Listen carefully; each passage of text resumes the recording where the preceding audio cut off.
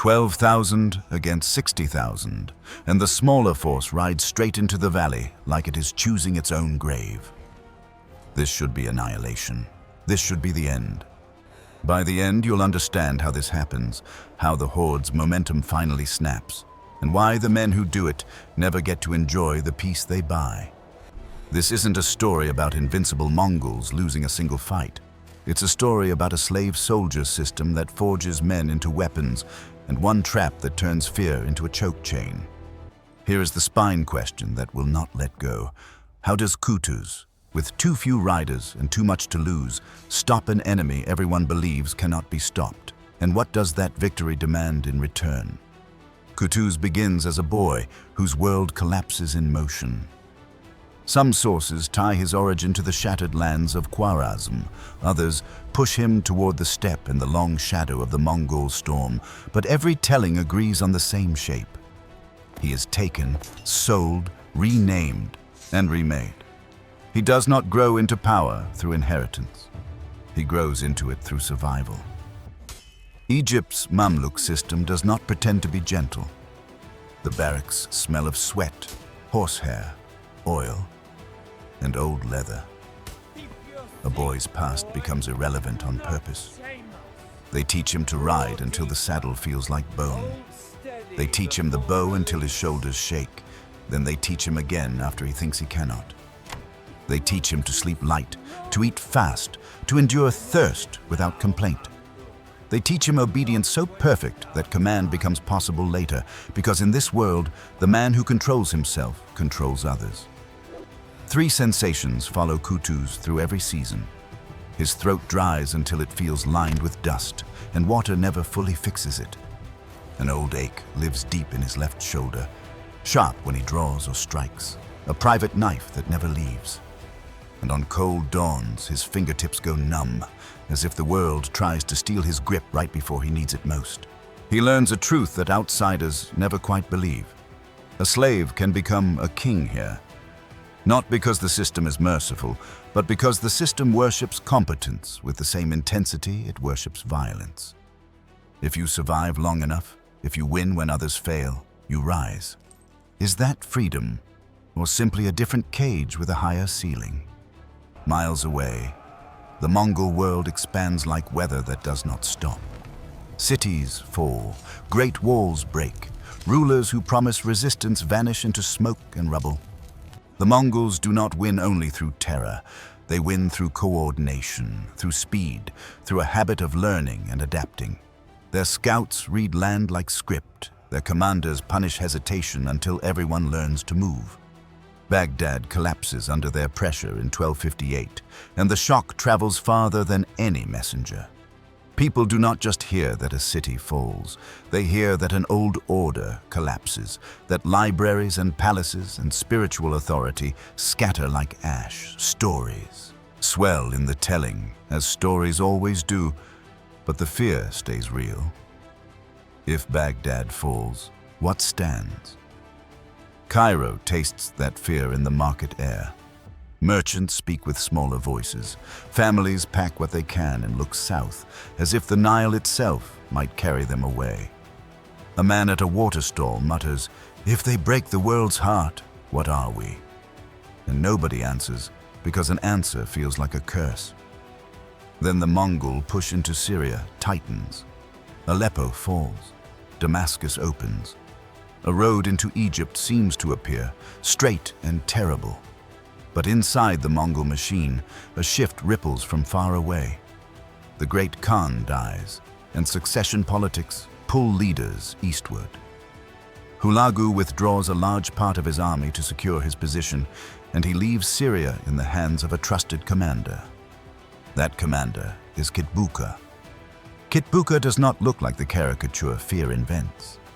He is seasoned, disciplined, and intelligent. A man who understands that terror is useful only when it produces obedience. He knows Syria is a bridge, and bridges must hold. He also knows opponents sometimes fight harder when they believe they stand at the edge of extinction. He respects that, even as he plans to crush it. The spine question tightens as the horizon changes. How does Qutuz stop the Horde when the Horde already breaks the great cities of the age? Qutuz rises into the Sultanate in a world where power does not sit still. Cairo's politics are not ink and seals. They are blades in corridors, alliances at banquets, and emirs measuring each other's breathing. Qutuz holds the throne because he can, because his presence feels like control, because he can make men hesitate before they betray him. He does not get the luxury of ruling gently, not yet. The War Council gathers under heavy heat and heavier urgency. Maps spread across tables. Messengers arrive with dust on their faces and panic in their eyes. Emirs argue over the same question from different angles. Do they wait behind the Sinai and let the desert bleed the Mongols, or do they ride north and strike while the Mongol force in Syria is smaller? Baybars stands among them, restless and sharp, a commander who carries a predator's calm. He has already fought the Crusaders and learned how quickly a victory becomes meaningless if you cannot hold it. An emir says, "We fortify the crossings. Let them come. Let hunger fight for us." Another snaps, "Hunger does not stop arrows." Baybars leans in, voice low. "If Kitbuqa settles, he becomes a season. We fight him year after year." Qutuz listens, throat already dry as dust, shoulder aching like a warning, fingertips numb in the shaded cool of the hall. He understands this council is not just strategy, it is legitimacy. If he hesitates, ambitious men smell weakness. If he lunges blindly, the army dies. He speaks with a steady voice that makes the room lean toward him. "We ride north," Qutuz says. "We strike before fear becomes law." Is it courage, or is it the only remaining option? Then the ultimatum arrives. Mongol envoys ride into Cairo with a message designed to crush the will before any horse moves. Submit. Pay tribute. Send hostages. Open the gates of Egypt as if Egypt is a city and not a world. The tone carries certainty, the certainty of men who watch other rulers collapse. The late envoy stands before Qutuz and speaks as if reading a verdict. "We are the punishment of heaven. Whoever resists us becomes dust." Baybars murmurs close to Qutuz, barely moving his lips. "If you bend, they own you without a battle." An emir whispers, "If you refuse, you invite ruin." Here is the micro-arc that locks the story. Ultimatum, pressure, decision, consequence. Qutuz chooses defiance in the only language the Mongols respect, and he makes it public so retreat becomes impossible. Qutuz looks at the envoys, throat burning with dryness, and answers with a calm that feels like a knife. "Tell Kitbuqa," Qutuz says, "that Egypt does not kneel." The envoys die. Chronicles describe it in different levels of detail, but the result stays the same. Qutuz closes the door on surrender and throws the key into the Nile. Cairo reacts the way a city reacts when it realizes it must fight. Some cheer because fear needs an outlet. Some pray because prayer is all they have.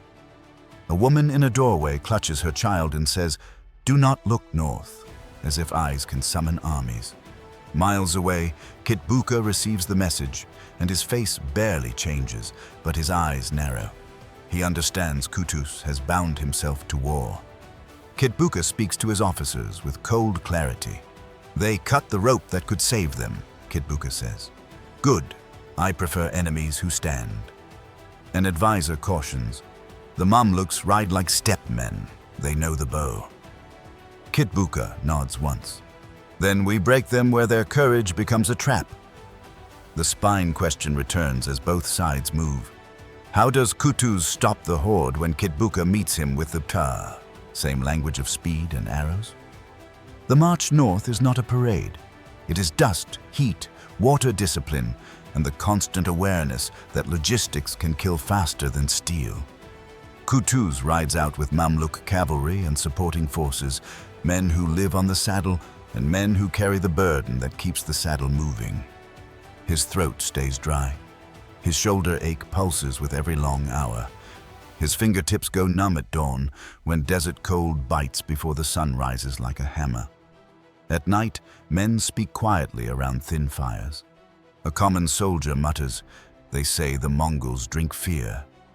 Another answers, "Then let them choke on it." Qutuz faces another problem that can ruin everything. The Crusader states along the coast. Old enemies watch from fortified cities like Acre, and Qutuz cannot afford to fight them on the way to Kitbuqa. The Mongol threat shifts their calculations too. They fear the Horde as much as they hate Cairo, and fear makes strange neutrality. So Qutuz negotiates. Passage, buys time with restraint, and marches through a corridor of uneasy stairs. Frankish guards watch from walls, uncertain whether to hope for Mamluk victory or Mamluk destruction. A Frankish soldier mutters in a low voice, "Better them than the Horde," then spits as if ashamed. Qutuz keeps riding. He cannot waste breath on pride. The spine question stays in his chest like a burning coal. How does Qutuz stop the Horde before Egypt becomes another story told in whispers? South of Gaza, the first major confrontation hits. It is not the decisive battle, but it changes the war because it proves the Mongols can be cut, and it proves the Mamluks do not fold on contact. Baybars leads forward elements to probe and punish, because information is a weapon, and he wants Kitbuqa to feel pressure. Dust rises, and Mongol riders appear like blades drawn from the horizon. Arrows hiss, horses scream. The clash is sharp and fast, a storm that forms and breaks before anyone can pretend it is. Controlled. A Mamluk soldier shouts, "Hold your line!" Another yells, "Do not chase! They want you to chase!" Baybars calls out, voice clean through the noise. "Loose, then wheel. Make them follow our choice, not theirs." The Mongols answer with discipline, sliding in and out, arrows snapping, horses turning like thought. Baybars strikes hard, then pulls away on purpose. He refuses to let the Mongols pin him. The consequence is immediate. Both sides bleed, both sides learn, and the air itself feels different afterward. The Mongols are not gods. The Mamluks are not prey. The war becomes real. Miles away, Kitbuqa reads the reports and measures the opponent. He does not panic. He adjusts. "They are bold," Kitbuqa says. "Bold men make good corpses if they chase glory." He chooses ground and timing carefully, because he knows this enemy understands step tricks too. Now the spine question returns with sharper teeth. How does Qutuz stop the Horde when even the first success is not enough to break Kitbuqa's will? Qutuz and Baybars speak in camp with the wind carrying sand into everything. Qutuz's throat burns with dryness no water fully solves. His shoulder ache sharpens as he lifts an arm to gesture at the land. His fingertips go numb again as the night cools. Baybars says, "Kitbuqa's riders are eager. They believe we break like others." Qutuz answers softly, because a sultan's calm becomes a weapon. "Then we give them what they recognize," Qutuz says. "We make their confidence a door they walk through." Baybars's eyes flick toward the valley roots near the springs of Ain Jalut. "A feigned retreat," Baybars says. Qutuz nods. "Yes," Qutuz says, "but we choose the mouth that swallows them." Miles away, Kitbuqa studies the same land. He knows the Mamluks may feign retreat. He believes he can read it and still crush it. He positions his force to press hard, to deny breathing room, to turn any retreat into a rout. He speaks to his commanders with cold certainty. "At dawn we press," Kitbuqa says. "If they run, we ride them down. If they stand, we break them." An officer warns, "The valley narrows, hills hide men." Kitbuqa's mouth tightens. "Hills hide cowards," Kitbuqa says. "We drag them out." Morning comes with a cold bite that makes Qutuz's fingertips numb immediately. He rubs them, then mounts. His throat is dry. His shoulder aches. He rides toward Ain Jalut, a place of springs and low hills, where the land offers enough space to fight, but not endless space to escape. The valley feels like a throat, and Qutuz intends to make it close. The battle begins with Baybars forward, visible, provocative, pulling Kitbuqa's gaze like a hook. Arrows trade, dust lifts. The first contact is fast and vicious. Qutuz holds his reserve because he knows a trap fails when impatience shows its hand too early. A common Mamluk cries, "They come like rain!" Another snaps, "Then become stone!" Baybars shouts, "Hold them, then fall back, not in panic, in order." The feigned retreat starts. The Mamluk front bends and pulls away along a line Qutuz chooses, and the movement looks like weakness from the Mongol angle. Kitbuqa feels the old instinct sharpen. Prey turns away, and the hunter finishes. Kitbuqa raises his voice. "Drive them," Kitbuqa says. "Do not let them breathe." A Mongol officer answers, excited, "They flee." Kitbuqa's eyes stay hard. "Or they pretend," Kitbuqa says. "Ride anyway. Their fear is our blade." Here comes the trap, the strategic brilliance that turns mind against mind. The Mamluks do not scatter. They retreat in a controlled pull that draws Mongol riders deeper into the valley's belly, where hills tighten and flanks become dangerous. The Mongols surge forward, and their momentum compresses them. They want open space, but the land denies it inch by inch. Then Qutuz signals, and the hills speak. Hidden Mamluk units strike from the slopes. Arrows arc down, cavalry bursts from concealment. The valley that looked like pursuit becomes an ambush corridor. Mongol riders wheel, trying to reform, trying to regain the room their style demands. Dust thickens, commands collide. A Mongol shouts, startled, "From the hills!" Another yells, "Turn! Turn!" Kitbuqa's voice cuts through. "Hold!" Kitbuqa says. "Make a ring! Do not break!" This is the midpoint reversal, the moment that should not happen in the myth of Mongol inevitability. The Horde's rush hits a wall it does not see. Not because Mongols become weak, but because an enemy meets them with their own language and makes terrain do half the killing. Still, Kitbuqa does not crumble. He fights to stabilize, to punch through one side, to regain open ground. His men press hard, and the battle becomes a grinding storm where dust and sweat and fear mix into a taste nobody can spit out. The spine question returns, almost screamed by the battlefield. How does Qutuz stop the Horde when the Horde still fights like the world belongs to it? Here is the breaking point. Qutuz senses the hinge. If Kitbuqa breaks out, the trap becomes disaster. If Qutuz commits too late, the center collapses. Qutuz's throat is so dry it burns. His shoulder ache flares as he lifts his arm. His fingertips are numb, but he forces his grip tighter until pain proves he still holds steel. Qutuz rides forward, making himself visible because morale needs a face. He shouts a cry that turns fear into motion. "Wa Islama!" Qutuz calls, and the sound is not performance. It is refusal. A Mamluk near him answers, voice raw, "For the Sultan!" Qutuz commits the reserve with timing, not luck. The hidden pressure becomes a closing fist. Mamluk units strike where Kitbuqa tries to gather his men. The valley becomes a cage, and Kitbuqa's discipline strains against it. Kitbuqa refuses to flee. He rides into the worst of it because Mongol leadership demands presence and because he believes he can still force a gap. "Stand!" Kitbuqa shouts. "The steppe does not forgive cowards!" A Mongol officer yells back. "They press us from every side!" Kitbuqa answers, grim and sharp. "Then we cut one side open with blood," Kitbuqa says. Steel crashes.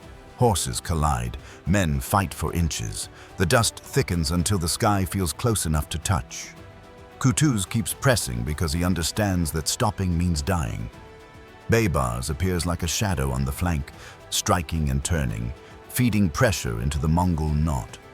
A commander near Qutuz warns, "Sire, if you go too far, you fall." Qutuz answers without looking away. "If I fall," Qutuz says, "hold anyway." The consequence arrives like a door slamming. Kitbuqa's force buckles. Sources differ on the exact moment and the exact exchange, but the result holds in the bones of history. Kitbuqa is taken and he dies in defeat, refusing to beg. He speaks with pride, even at the edge. Kitbuqa looks at his captors and says, "Killing me does not end the Mongols." Then, with colder honesty, "But today you buy a breath." Is it arrogance? Or is it a warning from a man who knows how deep the Mongol machine runs? When Kitbuqa falls, the Mongol formation fractures. Some flee, some fight to the last. The valley exhales slowly, like a beast releasing air after biting. The myth of invincibility does not vanish in a second, but it cracks. And cracks change how the world moves. Aftermath does not feel like music. It feels like men sitting in dust and staring at their hands as if seeing them for the first time. It feels like wounded horses trembling. It feels like water passed to mouths that cannot stop shaking. Qutuz dismounts, and his legs feel strange under him, as if the saddle has become part of his bones. His throat stays dry. His shoulder aches with every breath. His fingertips remain numb, and he flexes them until pain returns and reminds him he lives. A common soldier whispers, stunned, "They bleed. They bleed like men." Another answers, almost angry at the relief, "They always are men." Qutuz orders prayers of thanks, but his eyes look north because he believes Kitbuqa's last words. One battle stops a wave, but waves return. The Mamluks move quickly into Syria, and cities shift again, opening gates to the victors because survival always talks louder than pride when empires collide. So the spine question returns one more time, and it turns bitter. How does Qutuz stop the Horde, and what does that victory demand in return? Because victory does not end danger. It changes the direction danger comes from. Qutuz rides back toward Egypt with triumph in his hands, and in Mamluk politics, triumph is not a shield, it is bait. The same system that forges slave soldiers into kings also breeds men who believe power belongs to whoever can take it. Baybars rides with him, loyal to the strength of the state, but ambition, loyalty share a border too thin to see clearly. On the return road, the desert wind cools into evening, and Qutuz's fingertips go numb again. His throat stays dusty. His shoulder aches when he turns in the saddle to speak. He is not relaxed. He cannot be. He thinks about the Mongols regrouping. He thinks about Syria holding. He thinks about whether Cairo will accept him as savior or resent him as master. Then, the knife comes from inside the camp, not from the north. Accounts vary on details and motives, but the core remains. Qutuz is assassinated soon after the victory, during the return journey. The Sultan who answers the spine question on the battlefield does not live to shape the peace his victory makes possible. Baybars rises after, and the Mamluk state hardens, capable and ruthless, guarding Egypt and the region against future Mongol attempts. The Horde returns in later years, tests again, fails again, adapts again, but Ain Jalut remains the hinge. It proves the Mongols can be stopped when an enemy meets them with discipline, terrain, and nerve, and when fear becomes a trap instead of a collapse. Now the opening paradox returns with new meaning. 12,000 against 60,000 is not only a miracle number, and historians argue the exact counts because medieval figures swell in the telling. But the meaning stays solid even when the numbers shift. A smaller force meets a larger one and refuses to fold, and the world learns that inevitability is sometimes just a story people tell until someone breaks it. And here is the twist that sticks in the throat. The man who stops the greatest external threat of his age cannot stop the danger inside his own tent. Victory saves a civilization's future, but it cannot save the victor from the system that creates him. So answer the question that the dust keeps asking. If you can defeat the Horde at the edge of your world, can you ever defeat the knives that wait behind you? If you want more cinematic history stories, like this, like the video, subscribe, and share your thoughts below. What really stops the Mongols here? The trap, the terrain, the leadership, or the moment their myth finally meets a wall? And when you picture the end of Ain Jalut, do not picture banners waving. Picture a single water skin tipped to a cracked mouth, and the sound of water striking the bottom like a tiny, hollow drum in the sudden silence.